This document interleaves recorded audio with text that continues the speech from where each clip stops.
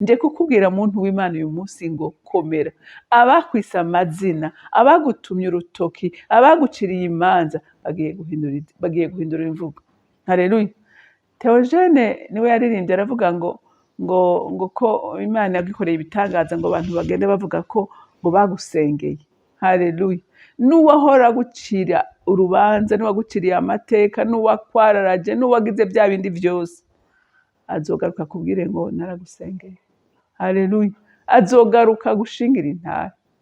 Amen. Avuga ati mu bantu bihangana, mu bantu bakoze Imana mu gihe kigoye, mu bantu bakoze ibintu twese tugatangara, ati uyu muntu arimo. Haleluya. Haleluya. Wibuke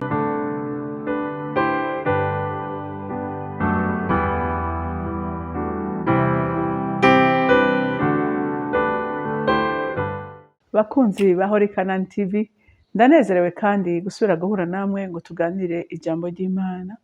Ariko imbere ko dutangura kuganira, reka tubanze dusenge. Mana data rugira byose uri mu ijuru, nje imbere yawe mu izina rya Yesu Kristo, umwami n'umukiza w'ubugingo bwanje. Mwami Imana, nje nguhimbaza, nje ngutazira ku buntu tugirira uko bukeye n'uko bwije.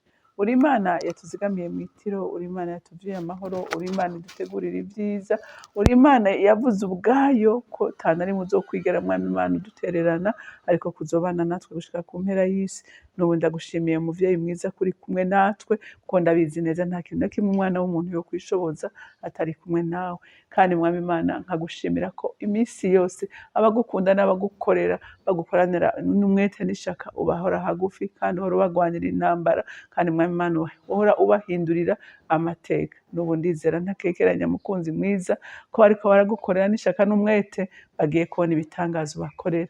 Urakoze Mwami Imana kuvyumvise kandi kuwemeye kubidukorera. Hama icubahiro cose n'amashimwe yose aba yawe. Abandi abisenze ndavyizeye kuvyumvise mu izina rya Kristo Yesu. Amen. Amen. Rero ijambo Imana yampaye kuganira namwe uyu munsi riravuga ngo babandi bahora gutuma urutoki, babandi bahora kwita amazina, babandi bari barindiriye ko ivyabo yangara, bagiye guhindura imvugo. Haleluya.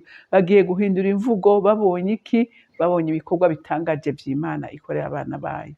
Reka rero dusome mu vyakozwe n'intumwa igice ca 28, dusome ku murongo wa 6.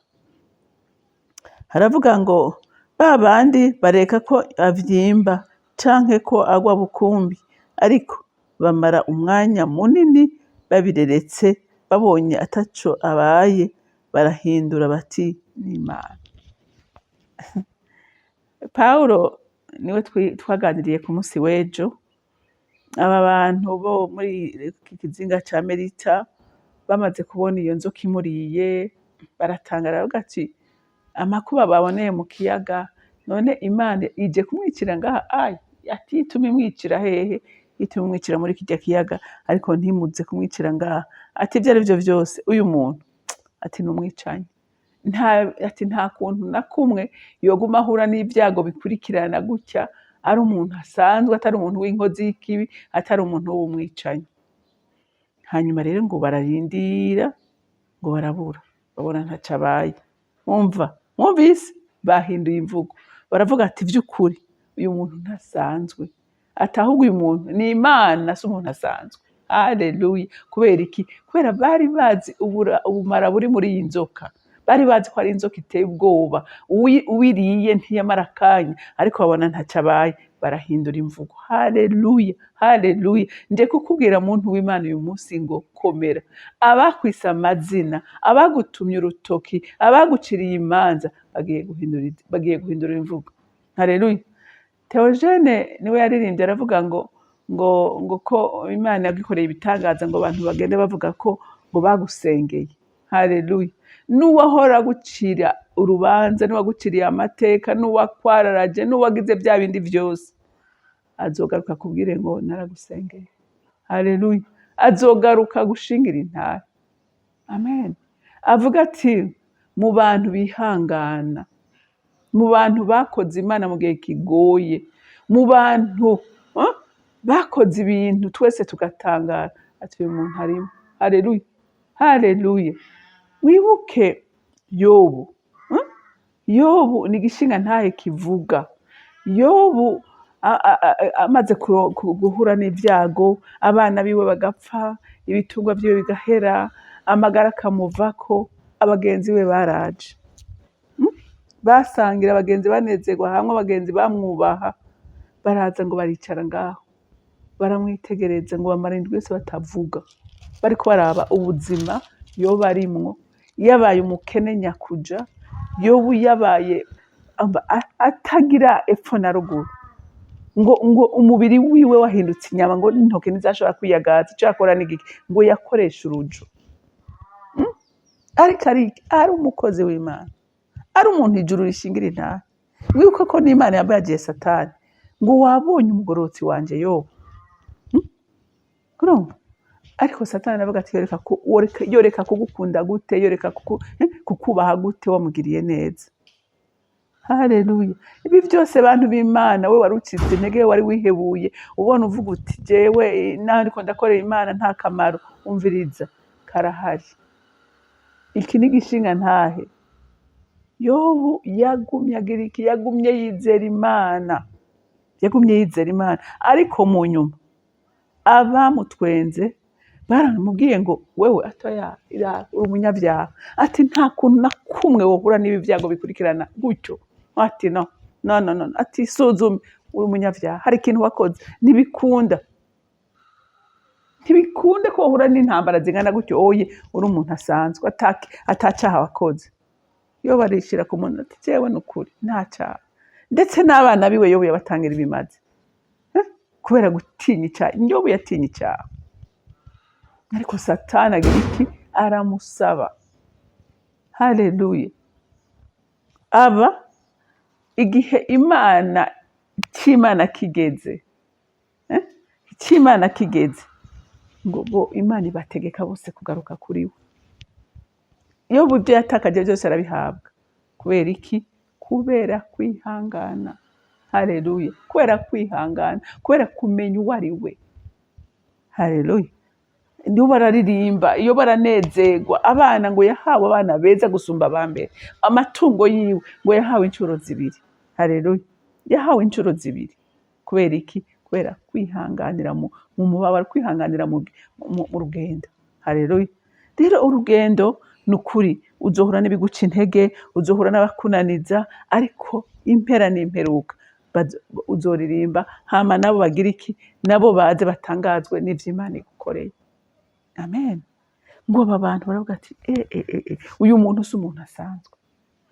Umuntu aribwa n'inzoka akabaho. Mu mateka tuzi neza ko ata muntu n'umwe yariwe n'inzoka ngo abeho. Wowe uhabaye gute? Ati uyu muntu ntasanzwe. Ariko mwumvise haruguru bavuga ngo uyu muntu ngo ni umwicanyi. Niyohura n'iki kigeragezo ngo ikiyaga kimureke, atahanyuma ahure n'inzoka ari umuntu agororotse. Ati ntibishoboka. Ati uyu muntu ni umwicanyi. Uyu muntu Imana ntiyemeye kwabaho, naho yagerageje bakagwana agasubira. Ati no, uyu muntu Imana imwishe kubera ari umunyakibi. Haleluya. Haleluya. Hariho umukozi w'Imana numvise, umukozi w'Imana akomeye, afite amashengero akomeye, ngo umukobwa wiwe aba iki? Atwara inda. Abantu baravuga, abantu barahaguruka, ubundi nawe aravuga ati nje ntangorane. Ngo afata umwana wiwe aramwiyegereza, afise inda, agacaca ahubwo akicarana nawe. Ati ahubwo akagira n'amamaniyeri yaramugurira kugira bagira iki? Bavuge neza. Haleluya. Aramutera intege. Uyu munsi ni umukozi w'Imana rurangirana. Haleluya. Ni umukozi w'Imana rurangirana. Kubera iki? Erega Satani yinkera abagire abantu b'Imana, aramenya ingabire ziri mu muntu. Haleluya. Uyu mukobwa yarabona ko ejo azokora Imana mu buryo butangaje. Yarabona ko azokorera Imana mu buryo butangaje. Hama akacavuga ati rero ubu ngira nkora ikintu kidezonora papa wiwe. Hama papa we ashabura muke, kuko iyo atamufata ngo amwegeranye amufashe kumbura uyu mwana yari kwifata nabi, akaca yibandaniza akibera umuvuwayu, akaca abananya vyara, akaca abananya mugabo wose aramutera intege aramubwira ati komera mwana wanje, birashika. Haleluya. Ati ico Imana yakuvuze ko kizoba. Haleluya. Amutera intege. Uyu munsi ni umukozi w'Imana akomeye. Haleluya. Hinge nkubwire, nungira nsubire ndakubagire, Satani ntashobora gutera ibuye ahantu hatabona icamwa. Ntashobora. Yohahiga iki? Mugabo ahantu abona neza hari ingabire, aravuga ati no, aha hantu reka ntangure kuhimba. Ukabona n'umwana wawe ategwa cane, ubwire n'abavyeyi, ukabona umwana ategwa cane, ahubwo wari ukwiye kuba maso cane nawe gose, ahubwo ugasengera cane uyo mwana. Haleluya. Kuko Satani aba ariko ahiga ikiri muri we. Muze murabe abakozi b'Imana benshi bafise histoire babaje, bafise ahantu baciye. Hari abatawe n'abavyeyi bakivuka, hari abaswe n'abase, hari abanyoye imogi, hari abagendeye mu kaborego, hari abagiye mu busaba, bimwe vyo mu rugezo rwo hejuru. Hari abicanye, hari abafunzwe b'ibyisuma by'ibitangaza. Kubera iki? Satani abagaragaza kugira ngo ugire iki? Imbuto iri muri we itume idakura. Haleluya. Itume itabyara umusaruro. Ariko mu ijuru hari Imana iteramiye. Haleluya. Rero namwe nk'abavyeyi, nkawe nyene ku giti cawe, menye niwabona utegwa cane, reka kusinzira. Umwasi agomba kugukuramwo ico Imana yaguhaye, kuko ico Imana yagushizemo kizovyara umusaruro ukomeye mu bwami bw'Imana. Haleluya. Haleluya. Pawulo ngo bagira iki? Bahindura imvugo. Bahindura imvugo kubera iki? Pawulo we yari yaritahuye. Ikibazo dufise uyu munsi niko benshi tutitahura, tutamenya abo turibo. Haleluya. Tutamenya ico Imana yatuvuzeko, kandi ico yatuvuzeko hari umwasi akubita urutoke ataryama adasinzira, ahagurutse ingabo nyinshi ku bwawe kugira ngo ntushike hehe? Ntushike muri ico Imana yaguteguriye. Haleluya. Ariko uyu munsi nk'abana b'Imana tumenye ngo ico Imana yatuvuzeko tukigwanire, tugiteramire, kuko ni twewe tugiye kukibera izamu. Haleluya.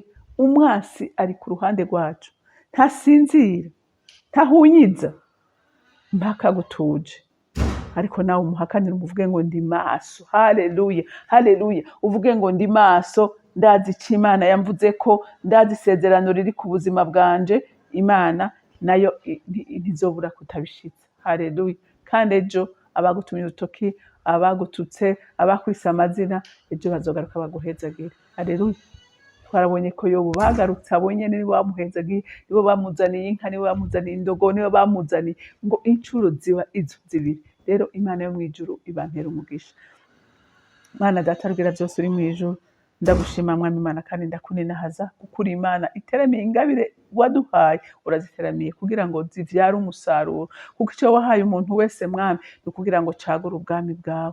None ndasenze kugira ngo umuntu wese azokumvira ijambo azasubire yisuzuma, arabe niba ariko aragwanywa, amenye ko ari umwasi agomba kumutuza, ahagarare adatinya ubugome bwose bwa Satani, ahagarare arunesha. Hama icubahiro n'ishimwe bigarukire wewe, nkaba ndabisenze ndavyizeye kuvyumvise mu izina rya Kristo Yesu.